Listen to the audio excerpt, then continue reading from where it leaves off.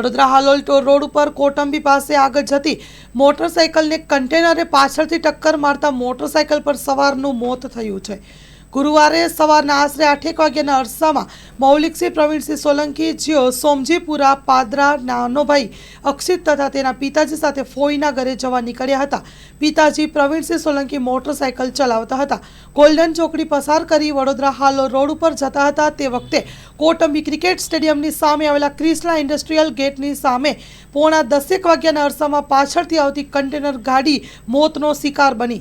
મોટરસાઇકલને પાછળથી ટક્કર મારી દેતા ત્રણેય વ્યક્તિને મોટરસાઇકલ સાથે હાઈવે રોડ ઉપર ફંડોળાઈ ગયા હતા। પ્રવીણસિંહ સનાભાઈ સોલંકી ઉંમર વર્ષ 38 નાઓને રોડની વચ્ચે ફેંકાઈ જતા તેમના ઉપર કન્ટેનરની ગાડીનું ટાયર ફરી વળ્યું હતું। એમ્બ્યુલન્સમાં જરોદ રેફરલ હોસ્પિટલ ખાતે સારવાર માટે રિફર કરાયા હતા। એસએસજી હોસ્પિટલમાં લઈ જવામાં આવ્યા હતા। વડોદરા લઈ જવામાં આવ્યા હતા અને પોલીસે વધુ તપાસ હાથ ધરી છે। Story report by Jignesh Shah Waghodia.